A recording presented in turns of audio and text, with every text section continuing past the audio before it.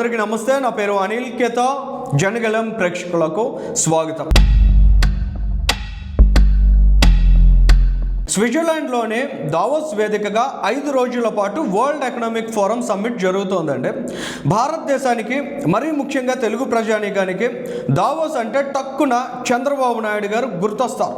3 దశాబ్దాల క్రితమే చంద్రబాబు నాయుడు గారు దావోస్ వెళ్ళారు. వరల్డ్ ఎకనామిక్ ఫోరం సమ్మిట్స్లో పార్టిసిపేట్ చేశారు. ఆ రోజుల్లో టెక్నాలజీ లేదు, ఇంతగా ఇన్ఫర్మేషన్ ప్రాసెస్ అయ్యేటువంటి సిచ్యుయేషన్ లేదు. అప్పట్లో ఎవరు ఏ రకమైన పుకారు చెప్పినా ప్రజలు నమ్మేటువంటి పరిస్థితి ఉంటుంది.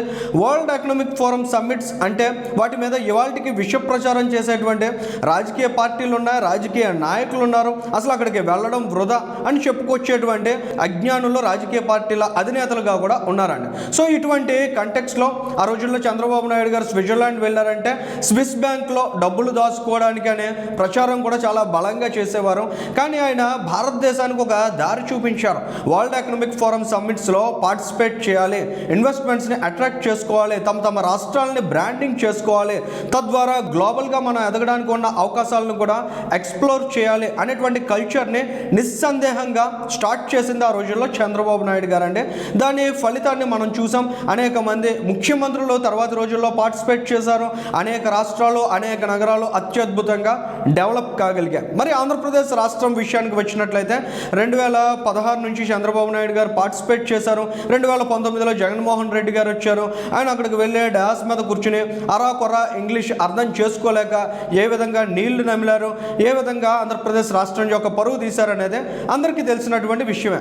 తర్వాత 2025లో అంటే 2024లో కూటమి అధికారంలోకి వచ్చిన తర్వాత చంద్రబాబు నాయుడు గారు ముఖ్యమంత్రిగా మళ్ళీ పార్టిసిపేట్ చేశారండి. 2025 వరల్డ్ ఎకనామిక్ ఫోరం సిచ్యుయేషన్ చూసినట్లయితే జగన్మోహన్ రెడ్డి చేసిన గాయాలు, ఒక విధ్వంసకారుడు ముఖ్యమంత్రి అయితే ఒక రాష్ట్రానికి ఎలాంటి గాయాలు అవుతాయి అనే దానికి ఆంధ్రప్రదేశ్ రాష్ట్రం ఒక గ్రేట్ ఎగ్జాంపుల్ అండి. మరి అటువంటి రాష్ట్రానికి కట్లు కట్టుకుని ఏదో ఒక విధంగా ఈ రాష్ట్రాన్ని ప్రొజెక్ట్ చేయాలి, ఈ రాష్ట్రానికి ఇన్వెస్టర్స్ని అట్రాక్ట్ చేయాలని చంద్రబాబు నాయుడు గారు, నారా లోకేష్ గారు అనేక ప్రయత్నాలు చేశారు. ఆ రోజు వారు ఆ పర్యటన ముగించుకుని వెనక్కి వచ్చిన తర్వాత రాజకీయంగా ఏ స్థాయిలో దుమ్మెత్తిపోశారు, మొండి చేతులతోటి వెనక్కి తిరిగి వచ్చారు ఇద్దరు కూడా, ఆంధ్రప్రదేశ్ పరువు తీశారు. ఇలాంటి ప్రచారాలన్నీ కూడా వైఎస్ఆర్ కాంగ్రెస్ పార్టీ వాళ్ళు చేశారండి. అసలు ఆ పార్టీకి ఏమాత్రం జ్ఞానం లేదు, ఏమాత్రం సిగ్గు లేదు, ఆ పార్టీ అధినేతకు మెదడు కూడా లేదనేది అందరికీ తెలిసినటువంటి విషయమే. దానికి ఎగ్జాంపుల్గా ఈ ఏడాది కాలంలో ఆంధ్రప్రదేశ్ రాష్ట్రం ఏ రకంగా ట్రాన్స్ఫార్మ్ అయింది, ఎలాంటి ఇన్వెస్ట్మెంట్స్ని ఇవాళ ఆంధ్రప్రదేశ్ స్టేట్ తీసుకురాగలిగింది, ఈ రాష్ట్ర ముఖ్యమంత్రిగా చంద్రబాబు నాయుడు గారు, మంత్రిగా నారా లోకేష్ గారు 20 లక్షల ఉద్యోగాలు కల్పించే లక్ష్యంలో భాగంగా ఆంధ్రప్రదేశ్ రాష్ట్రాన్ని ప్రొజెక్ట్ చేస్తున్నారు, బ్రాండింగ్ చేస్తున్నారు అనే దానికి లాస్ట్ 1 ఇయర్గా మన స్టేట్లో గ్రౌండ్ అయినటువంటి ఇన్వెస్ట్మెంట్స్ని ఒకసారి అబ్జర్వ్ చేసినట్లయితే నిజంగా రాష్ట్ర ప్రజానికం కూడా షాక్ అవుతారండి. అటువంటి పురోగతి అనేది మనం ఈ స్టేట్లో గమనించగలుగుతున్నాం. Arcelor Mittal AMNS steel plant Anakapalli జిల్లాలో వస్తుంది. ఆ రోజు అక్కడ నారా లోకేష్ గారితో జరిగిన చర్చల ఫలితం 1,40,000 కోట్ల రూపాయల ఇన్వెస్ట్మెంట్ అనేది ఉత్తరాంధ్ర ప్రాంతానికి రాబోతుంది. ఇక గూగుల్ డేటా సెంటర్కి సంబంధించినటువంటి ఇన్వెస్ట్మెంట్ కూడా ఒక అడ్వాంటేజ్గా మారబోతుందండి. అంటే ఇప్పుడు నేను చెప్పబోయేటువంటి ఇన్వెస్ట్మెంట్స్ ఏవైతే ఆంధ్రప్రదేశ్ స్టేట్లో గ్రౌండ్ అవుతూ ఉన్నాయో ఇవన్నీ కూడా ఇవాళ మన రాష్ట్రం యొక్క స్థాయిని, ఖ్యాతిని పెంచబోతున్నాయి వరల్డ్ ఎకనామిక్ ఫోరం సమ్మిట్లో. ఎందుకంటే ఈ సమ్మిట్ యొక్క ఇంపార్టెన్స్, ప్రయారిటీని ఒకసారి మనం చూసినట్లయితే 3,000 మందికి పైగా డెలిగేషన్ పార్టిసిపేట్ చేస్తుందండి. American president Donald Trump participate చేస్తున్నారు. ఇంకా ఉక్రెయిన్ ప్రెసిడెంట్ జెలెన్స్కీతో పాటు 60 మందికి పైగా దేశాధినేతలు పార్టిసిపేట్ చేస్తున్నారు. ఇంకా 1000 మందికి పైగా CEOs, వివిధ సంస్థలు, కంపెనీలకు సంబంధించిన CEOs కూడా వస్తున్నారండి. సో వీళ్ళందరూ కూడా ఎక్స్ప్లోర్ చేస్తారు ఎక్కడ మనం ఇన్వెస్ట్ చేయడానికి అవకాశాలు ఉన్నాయి, ఎక్కడ పాలసీస్ బాగున్నాయి, ఎలాంటి చోట మనం ఇన్వెస్ట్ చేయగలిగినట్లయితే ప్రాఫిట్ మేకింగ్గా ఉంటుంది, ఇలాంటి ఆలోచనలన్నీ చేస్తారండి. అటువంటి వారందరికీ కూడా ఆంధ్రప్రదేశ్ రాష్ట్రం అనేది ఒక అద్భుతమైన అవకాశంగా కనిపించబోతోందండి. సో అటువంటి అవకాశాలని ఏ విధంగా ఆంధ్రప్రదేశ్ రాష్ట్రం క్రియేట్ చేసింది ఇప్పటికే అనేదానికి ఈ ఇన్వెస్ట్మెంట్స్ అన్నీ కూడా ఒక ఎగ్జాంపుల్గా మనం మాట్లాడుతున్నామండి. Google data centre 1.3 lakh investment, భారతదేశానికి సంబంధించి లార్జెస్ట్ FDIగా దీన్ని చెబుతున్నారు.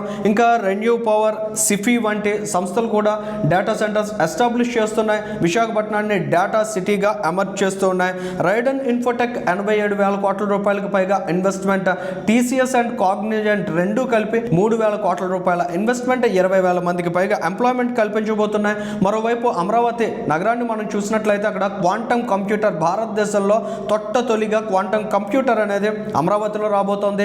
అమరావతిని క్వాంటమ్ వ్యాలీ ఆఫ్ ఇండియాగా మార్చబోతోంది. సో అమరావతి నగరం క్వాంటమ్ కంప్యూటింగ్లో ఏ విధంగా ట్రాన్స్ఫార్మ్ కాబోతోంది అనే దానికి అక్కడ రానున్న రోజుల్లో ఏర్పాటు కానున్న క్వాంటమ్ కంప్యూటర్ అనేది ఒక మైల్ స్టోన్గా నిలవబోతోందండి. ఇక ఉత్తరాంధ్ర అభివృద్ధికి సంబంధించి మనం గమనించినట్లయితే భోగాపురం ఇంటర్నేషనల్ ఎయిర్పోర్ట్ కూడా మరొక 4-5 నెలల్లో అందుబాటులోకి రానుంది. సో విశాఖపట్నం సిటీ అనేది భారతదేశానికి ఈస్ట్ గేట్గా విశాఖపట్నం సిటీ అనేది నిలవనుందనడంలో ఎటువంటి సందేహం లేదండి. ఇక అమరావతి, విశాఖపట్నం ఈ రెండు నగరాలకి మధ్య ఉన్న కాకినాడను ఒక్కసారి గమనించినట్లయితే గ్రీన్ హైడ్రోజన్ వ్యాలీగా ట్రాన్స్ఫార్మ్ కాబోతోందండి. ఆసియా ఖండంలోనే లార్జెస్ట్ గ్రీన్ అమోనియా ఎక్స్పోర్టర్గా కాకినాడ నిలవనుంది. ఇది భారతదేశానికి కూడా గర్వకారణమైనటువంటి ఇన్వెస్ట్మెంట్. ఇటువంటివన్నీ ఆంధ్రప్రదేశ్ రాష్ట్రం సాకారం చేస్తోంది. ఆంధ్రప్రదేశ్ రాష్ట్రంలో సమగ్రమైన అభివృద్ధిని సాధించే దిశగా అభివృద్ధి వికేంద్రీకరణను ఆంధ్రప్రదేశ్ రాష్ట్రం పోర్ట్రేట్ చేస్తున్న తీరు నిజంగా యావత్ దేశానికి కూడా ఒక రెఫరెన్స్గా భావించవచ్చు. అటు రాయలసీమ ప్రాంతంలో చూసినట్లయితే డైకిన్ ఎయిర్ కండిషన్స్కి సంబంధించి 2,400 కోట్ల రూపాయలకు పైగా ఇన్వెస్ట్మెంట్ వచ్చింది. ఇంకా అనంతపురంలో ఏరోస్పేస్ డిఫెన్స్ ఎలక్ట్రానిక్స్ పార్క్ని తీర్చిదిద్దారు. అక్కడ రేమాండ్ గ్రూప్ 12,000 కోట్ల రూపాయలకు పైగా ఇన్వెస్ట్ చేస్తుంది. సో ఇలాంటి అంశాలన్నీ గమనించిన తర్వాత ఖచ్చితంగా వరల్డ్ ఎకనామిక్ ఫోరం సమ్మిట్లో ఆంధ్రప్రదేశ్ రాష్ట్రం యొక్క బలం గత ఏడాదికి ఇప్పటికీ చాలా పెరిగిందనే చెప్పాలి. ఖచ్చితంగా ఇన్వెస్టర్స్ అందరూ ఆంధ్రప్రదేశ్ రాష్ట్రం వైపు అట్రాక్ట్ కావడానికి ప్రస్తుతం మనం చూసినటువంటి ఇన్వెస్ట్మెంట్స్ అన్నీ కూడా దోహదం చేయనున్నాయనడంలో ఎటువంటి సందేహం లేదనే చెప్పాలి. ఈ రాష్ట్రానికి ఇన్వెస్ట్మెంట్స్ ఉవ్వెత్తున రావడానికి అనేక పాసిబిలిటీస్ కూడా ఇప్పటికే చాలా స్పష్టంగా కనిపిస్తున్నాయి. ఈ వీడియోకి సంబంధించి మీ అభిప్రాయాలను కూడా కామెంట్ చేయండి. Thank you.